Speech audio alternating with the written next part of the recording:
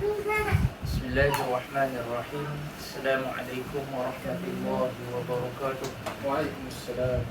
Bismillahirrahmanirrahim. Alhamdulillahi rabbil alamin. Wassalatu wassalamu ala asyrafil anbiya'i wal mursalin wa ala alihi wa sahbihi ajma'in. Subhanaka la ilma lana illa ma 'allamtana innaka antal alimul hakim. Allahumma 'allimna ma yanfa'una wanfa'na bima 'allamtana wa zidna 'ilman.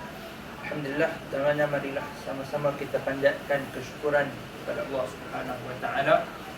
Pada malam ini Allah Subhanahu wa taala masih memberikan kesihatan tubuh badan kepada kita, dan Allah Subhanahu wa taala beri kelapangan waktu untuk dapat sama-sama kita berada di sini, dapat kita meneruskan pengajian kita ataupun kita tengok kisah berkenaan dengan para sahabat Nabi sallallahu alaihi wasallam. Alhamdulillah, pada hari ini kita sambung dengan sahabat yang seterusnya, iaitu seorang sahabat yang bernama Zaid Al-Khair. Zaid Al-Khair. Sebelum ni kita tengok berkenaan dengan Ikrimah bin Abu Jahal. Ini Zaid Al-Khair. Zaid Al-Khair ni disebut oleh Rasulullah sallallahu alaihi wasallam, lillahi daruka ya Zaid. Allah saja yang membalasmu wahai Zaid. Siapakah gerangan kamu ni sebenarnya? Penulis menyebutkan kepada kita di dalam kitab ni, yang pertama sekali, orang yang baik ketika mana jahiliah dia, hebat ketika mana jahiliah dia, bila dia masuk dalam Islam dia juga jadi orang yang baik, orang yang hebat. Maka dalam kitab ini diceritakan kepada kita berkenaan dengan Zaid Al-Khair. Mungkin jarang dengar Zaid Al-Khair, kita dengar Zaid bin Harithah dan sebagainya. Zaid Al-Khair ni dia tak banyak kisah dengan Nabi. Sebab nanti kita tengok kisah dia masuk Islam sah saja, lepas tu meninggal dunia. Maka dia bawa kepada kita dua cerita berkenaan Zaid Al-Khair ni, iaitulah sebelum daripada Islam dia, ketika mana zaman jahiliah dia, dan sikit kisah bila mana dia memeluk agama Islam. Zaid Al-Khair, sebelum daripada dikenali dengan Zaid Al-Khair, nama dia Zaid Al-Khail. Diberi dengan Zaid Al-Khail. Khail ni maksud apa? Khail ni maksud unta. Sebab apa zaman Zaid Al-Khail? Sebab dia ni seorang hebat yang banyak unta, maka diberi dengan gelar Zaid Unta. Kalau kambing dia panggil Arif Kambing. Kalau tokai kambing, kalau lembu dia panggil lembu. Maka dia ni tokai unta, panggil Zaid Khail, Zaid Unta ataupun Zaid tokai unta. Digelar dengan gelaran itu waktu jahiliah dia. Maka bila masuk Islam, barulah Nabi SAW tukar nama dia kepada Zaidul Khair ataupun Zaid Al-Khair, Zaid yang baik, Zaid yang banyak kebaikan dia. Kemudian yang dia bawa kepada kita kisah yang pertama di dalam kitab ni berkenaan dengan kisah Zaid Al-Khair sebelum daripada Islam dia. Diriwayatkan oleh Syaibani berkenaan dengan seorang lelaki tua daripada Bani Amir, menceritakan berkenaan dengan Zaid Al-Khair ni. Dia kata lelaki tua ni menceritakan pada satu ketika dulu pada Bani Amir ni berlaku satu kemarau. Di tempat mereka berlaku kemarau yang agak panjang, yang kemarau itu menyebabkan habis tanaman-tanaman mereka musnah. Binatang-binatang ternakan mereka habis semua kurus, tak ada susu dan sebagainya. Akhirnya mereka tak ada sumber makanan, tak ada, dah tak ada tumbuhan, tak ada binatang dan sebagainya. Maka seorang lelaki tua ni, dia bawa dia punya keluarga dia, dia bawa anak dia, dia bawa isteri dia, dia bawa mak nakan dia dan sebagainya, yang semuanya perempuan, ke satu tempat. Satu tempat ni nama dia Hirah. Al-Hirah. Hirah ni disebut berkenaan dekat dengan berada di Iraq. Di antara Iraq, berada di Iraq, satu tempat yang berada di Iraq. Okay. Bila bawa pergi di Hirah ni, dia tinggal, dia buat kemah sikit dekat padang pasir tu, dia tinggal keluarga dia situ. Dia tinggal keluarga dia di padang pasir tu, di Hirah tu. Dia bagi tahu kat keluarga dia, kat isteri anak dia apa ni, dia bagi tahu apa? Tunggu di sini. Aku akan keluar daripada sini, aku akan pergi berjalan, aku akan balik, nanti aku akan bawa bekalan yang cukup kepada kamu. Dia akan cari bekalan. Balik nanti dia kata aku akan cari bawa balik bekalan yang cukup, ataupun kalau aku tak balik, kira aku mati. Sama ada aku balik bawa bekalan yang banyak ataupun tak balik. Ya, waktu tu kira aku mati. Kata. Kemudian dia pun jalan. Bila jalan, dia jumpa satu tempat. Yang satu tempat tu dia tengok ada satu kemah. Ada pula unta yang sedang diikat di tempat tersebut.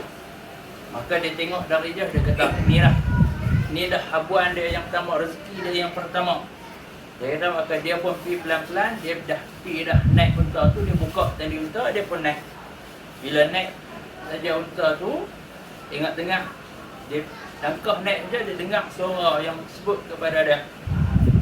Lepaskan unta tu, ikat balik unta tu, dia kata, ataupun kamu akan mati. Maka bila dia dengar suara macam tu, dia pun takut, dia tinggalkan unta tersebut, anak unta saja, dia tinggalkan unta, lepas tu dia pun belah. Dia pun takut juga nak mati. Kemudian dia pergi jalan lagi. Bila dah jadi macam tu, dia pun jalan, teruskan perjalanan dia. 7 hari pula dia jalan. Jalan cari bekalan. Sampai 7 hari, dia pula tengok pula ada lagi. Ada pula satu kemah. Yang ni hebat sikit kemah ni. Kemah ni tempat dia besar sikit. Dan kemah dia pembuat daripada kulit. Lepas tu ada pula kandang unta. Dia kata hak ni rezeki lagi besar. Sebab nampak mewah lagi. Dan ada pula kandang unta, dia kata mesti banyaknya unta. Maka dia pun pergi pelan-pelan. Pergi juga dekat kemah tersebut. Bila pergi dekat kemah, dia pun tunggu sampailah matahari nak terbenam. Sampai matahari nak terbenam, dia tunggu di situ. Tengok, ada dia dengar daripada belakang dia, ada satu kumpulan, seolah tapak kaki duk bunyi. Seolah satu kumpulan yang datang menuju ke tempat tersebut. Dia pun bila dengar macam tu, dia pun lari sembunyi, dia masuk dalam kemah tu. Masuk dalam kemah tu, rupanya dalam kemah tu ada seorang laki tua. Laki yang dah tua dah, dan dia duduk senyap saja. Kata apa pun tak bergerak, apa pun tak, dia duduk senyap saja. Zaid al-Khail ni dia masuk, duduk sembunyi belakang orang tua tu. Bila dia tengok kumpulan tadi, rupanya kumpulan tu adalah satu kumpulan yang menunggang kuda. Dan bersama-sama dengan dia ada 2 orang pembantu, seorang ketua, 2 orang pembantu. Kemudian dibawa. Zaid al-Khail kata lebih kurang 100 ekor unta dia bawa. Maka dia pun masuk sembunyi. Dia tengok yang lelaki yang ketua tu, dia kata badan besar, dia kata badan besar. Dia pun masuk sembunyi belakang lelaki tu. Kemudian bila sampai saja kumpulan tersebut dekat kemah tersebut, unta pun diletakkan di tempat unta. Lelaki yang ketua tadi, yang badan besar tadi, Zaid kata, dia pun arahkan pembantu dia 2 orang ni. Dia tunjuk dekat sekop unta yang penuh susu dia. Dia kata perah susu ni bagi dekat orang tua yang duduk dalam kemah tu minum. Dia pun perah, pembantu dia pun perah buah dalam cawan, bagi dekat dia, tak di depan lelaki tua tu. Lelaki tua tu pun ambil cawan tu, minum. Zaid kata seteguk ataupun 2 teguk kan. Seteguk ataupun 2 aja, dia minum, dia tak depan tu. Zaid pula waktu tu dia dah lama tak minum, lama tak makan, dia pun dah agak. Orang tua tu tak, dia pergi pelan-pelan daripada belakang, dia ambil minum habis susu tu. Lepas minum, pembantu dia mai tengok. Pembantu yang tak susu tadi mai tengok. Dia kata habaq dekat tuan dia yang besar tadi. Dia kata habis dah tuan. Tuan tu kata habis dah. Kalau habis, perah sekali lagi, buah pula. Dia pun perah sekali lagi, tak pula depan orang tua tu. Lepas tu orang tua tu minum kali ni, sekali saja dia minum, seteguk saja. Bila minum seteguk, tak balik. Zaid al-Khail ambil sekali lagi, dia pun minum. Tapi dia kata dia minum tak habis kali ni. Sebab apa? Dia minum, dia tinggal sikit. Dia kata kalau habis lagi kan tu maka dia minum tak habis. Dia minum biar bagi ada lebih sikit. Lepas bila dah habis macam tu, dah habis minum tu, orang yang ketua tadi pula arah pula 2 orang pembantu dia ni suruh sembelih kambing.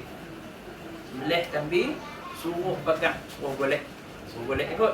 Suruh golek dan depa nak makan. Maka bila dah siap sembelih, siap golek sebagainya, depa pun makanlah. Sekali dengan orang tua tu makan, sampailah bila dah kenyang, Zaid al-Khail kata tengok depa ni pun tidur, aku pun ambil hak lebih-lebih makan. Hak lebih-lebih daripada kambing yang depa makan tak habis tadi, depa makan. Lepas tu bila dah habis makan, kenyang dah, dia tengok depa semua tadi tidur lena sungguh. Sebab apa dia yakin lena sungguh? Dia kata bunyi mengerah. Kalau dalam bahasa baku kita, bahasa mudah kita panggil apa? Kedengkor. Kalau bahasa baku mengerah. Dia kata mengerah tu maksud kata apa? Maksud kata lena sungguh. Bila lena dia kata waktu ni peluang. Peluang siapa? Peluang dia nak ambil unta-unta tadi. Maka dia pun pergi keluar daripada kemah tersebut, dia pergi tarik. Dia dalam apa kumpulan unta ni dia ada sekok kepala. Sekok kepala, sekok ketua. Yang jadi ketua lah unta tu. Ada ketua kumpulan unta, dia tarik yang tu. Bila dia tarik yang tu saja, semua unta lain akan ikut unta tu. Maka dia tarik yang tu, tarik yang tu, semua bakal ikut. Buat tu seronok . Dia kata apa? Ini aku yang punya. Dia pun punya, dia tarik sambil yang lain duk ikut. 100 ekor belakang duk ikut. Dia pun bawa, dalam bawa tu dia kata dia tak berani. Tak berani berhenti kat mana-mana, takut ada orang ligan . Maka dia pun terus berjalan, jalan, tak berhenti. Sambil duk tengok ada orang ikut dia. Sampailah daripada malam dia keluar tu, sampailah nak matahari nak terbit dah, barulah dia cari tempat untuk berhenti. Untuk berhenti, dah bila dia pastikan tak ada orang ikut, dia kata lega dah dia, dapat dah kat dia 100 ekor unta ni. Tapi bila dia duduk sat, dia tengok daripada satu tempat yang jauh, dia tengok berdebu saja. Tengok ada orang mai. Dia tengok dia ni, dia dalam tengok tu dia buh dah. Dia ambil dia punya anak panah, dah bubuh dah, siap dah. Tunggu nak tarik dekat lelaki yang mai tu. Dia tengok yang mai tu badan besar. Dia kata tuan unta ni dah. Tuan unta ni dah badan besar ni. Betul. Bila sampai dekat, dia kata sah dah tuan unta tu. Lepas tu tuan unta tu berhenti jauh. Tak berhenti dekat dengan dia, berhenti jauh. Bila berhenti daripada jauh tu, tuan unta tu dah sebut dah, yang besar, yang badan besar ni dah habaq dekat lelaki ni. Dia kata apa? Dia kata lepaskan unta tu ataupun kamu akan mati. Zaid kata aku nak lepas dah dia kata. Tak lepas dah, aku takkan lepas dah, apa jadi apa aku tak lepas dah unta ni. Dia kata kalau tak lepas kamu akan mati. Mati pun matilah. Dia sambil pegang dia punya panah dia. Laki yang besar ni tadi, kayaknya dia kata dekat laki yang curi unta dia kata apa? Dia pun bawa keluar panah dia. Lepas tu ada satu tali. Ada satu tali yang disebut ada 3 simpulan. Satu tali dia simpui, ada 3 simpui. Duk jauh daripada dia. 3 simpui tadi itu, dia duduk dari jauh, dia tanya kepada lelaki yang curi unta dia, simpulan mana nak suruh aku panah? Simpulan mana nak suruh aku panah? Lelaki yang curi tu dia kata, ni panah hak tengah dulu. Dia dari jauh, panah tepat kena tengah tu. Dia kata macam dia pitok anak panah tu dengan tangan dia, padahal dia panah daripada jauh. Lepas tu panah yang satu lagi, akhirnya lelaki ni kita tak boleh. Dia ni jenis hebat. Hebat ni, dia ni panah tepat semua. Macam tok dengan tangan, padahal daripada jauh dia panah. Maka dia kata, tak apalah, menyerahkanlah. Menyerahlah, bagilah unta tu kat dia balik. Maka bila bagi saja unta tu, lelaki yang besar tadi pun mai dekat dia.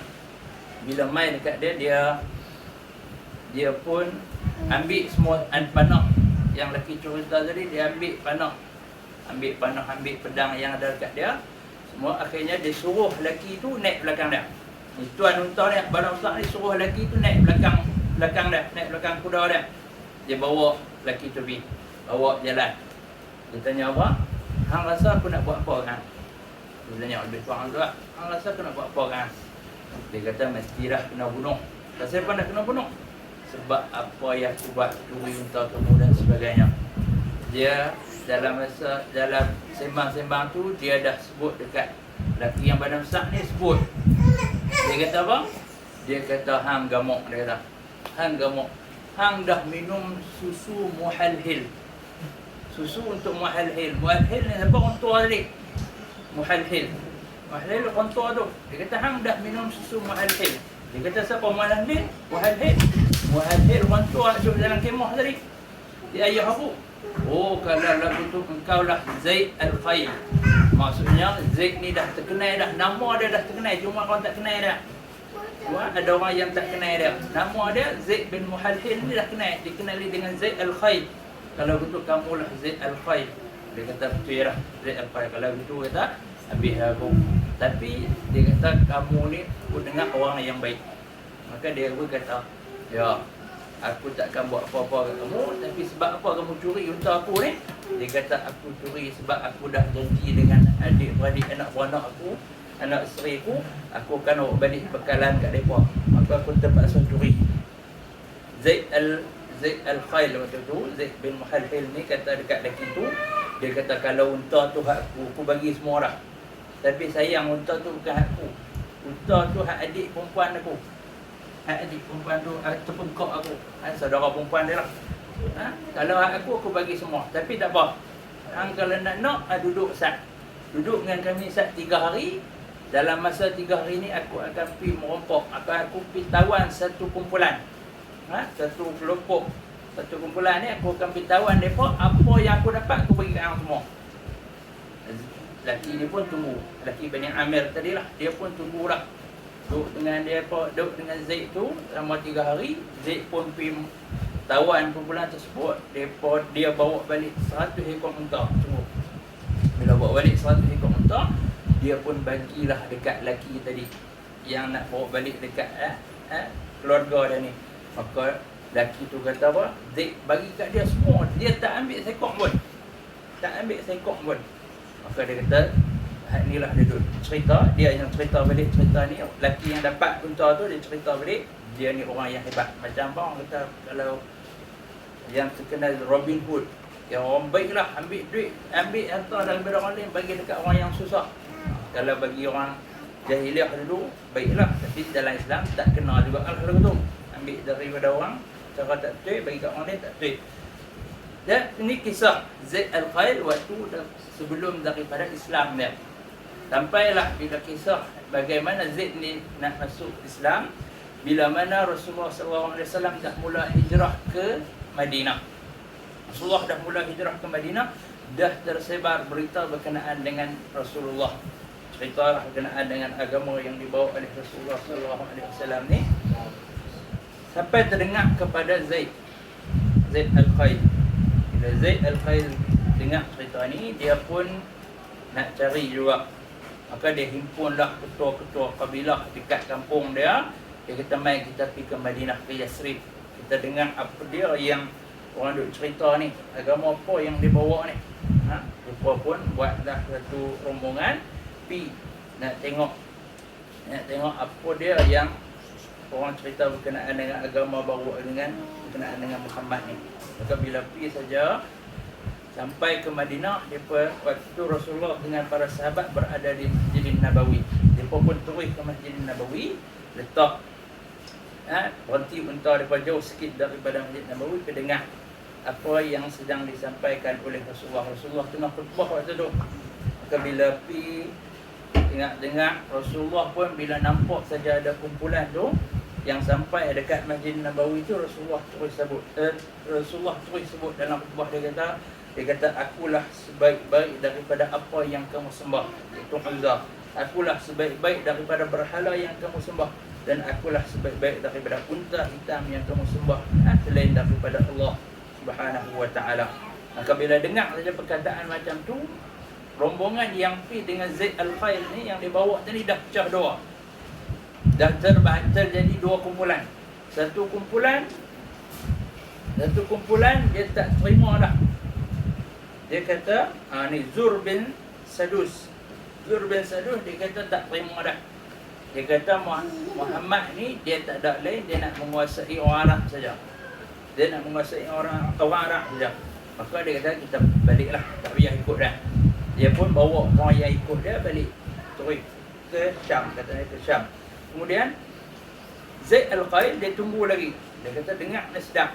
Dia tunggu lagi, dengar sampailah Rasulullah SAW berkhutbah. Daripada jauh dia panggil Muhammad. Dia kata aku bersaksi bahawa tiada Tuhan melainkan Allah, dan Nabi Muhammad itu pesuruh Allah. Mengucap dua kalimah syahadah. Maka bila sebut saja macam itu daripada jauh, Rasulullah pun tanya kepada dia, siapa dia kamu ni? Dia kata akulah Zaid Al-Khail. Zaid kuda, Zaid unta. Zaid unta. Lepas tu Rasulullah ubah nama dia. bal anta Zaidul Khair, kamu adalah Zaid al-Khair. Khair, kamu adalah Zaid yang banyak kebaikannya, bukan Zaid al-Khair lagi. Bila lepas daripada tu, bila dah masuk Islam, lepas daripada berlaku peristiwa di Masjidin Nabawi tu, habis selesai majlis di masjid, Rasulullah pun ajak Zaid al-Khair ni untuk pergi rumah dia. Pergilah dia dengan rombongan dia. Masuk ikut dalam rombongan tu Sayyidina Umar Al-Khattab dengan beberapa orang sahabat yang lain. Rasulullah ajak pergi rumah. Bila sampai di rumah saja, Rasulullah bagi dekat Zaid ni satu tempat duduk. Lebih kurang macam tu lah kot. Tempat yang selesa lah, lapik dia duduk. Bagi dia. Zaid tolak 3 kali. Rasulullah kembawa balik ke dia. Dia tolak lagi. Rasulullah kembawa, dia tolak lagi. Akhirnya bila dah ramai, dia pun duduk. So Rasulullah SAW pun sebut, sembang dengan dia. Sembang dengan dia, apa yang membawa kamu mai ke sini ni? Apa yang bawa kamu mai ke sini? Dia kata, dia dengar berkenaan dengan Nabi Muhammad menyebabkan dia mai sini. Dan dia kata, lepas kamu peluk Islam ni, Rasulullah tanya dia, lepas kamu peluk Islam ni, apa yang kamu rasa ni? Dia kata, aku dah suka kepada kebaikan. Kalau aku boleh buat kebaikan tu, aku suka. Tapi kalau aku tak boleh buat tu, aku rasa satu benda yang tak seronok bila tak boleh buat satu kebaikan. Maka bila duk sembang-sembang tu, antara yang Rasulullah sebut kepada Zaid al-Khair, Rasulullah kata, Zaid, dia duk dengar dah pasal Zaid al-Khair ni. Dia dengar dah. Antara orang yang dia dengar dan betul sifat macam dia dengar adalah Zaid al-Khair. Kalau kita kadang-kadang orang sebut dia ni macam ni tubuh dia, badan dia besar, mai-mai kita tengok, tak besar mana pun. Ada orang kita tengok, dia kata dia ni orang kata muka dia lawa. Mungkin setengah orang lawa, setengah orang tak lawa. Macam tu lah Rasulullah. Kalau dia dengar macam orang lain, ada yang betul macam orang sebut, ada yang tak betul, ada betul sikit dan sebagainya. Tapi bila Rasulullah pernah dengar pasal Zaid al-Khair ni, dia kata apa? Dia kata betul sifat macam yang orang duk sifatkan kepada dia, dengan badan yang besar cukup sifat. Tinggi dia tu, orang panggil apa? Tinggi dengan besar dia tu ideal betul. Betul macam mana yang digambarkan kepada Rasulullah.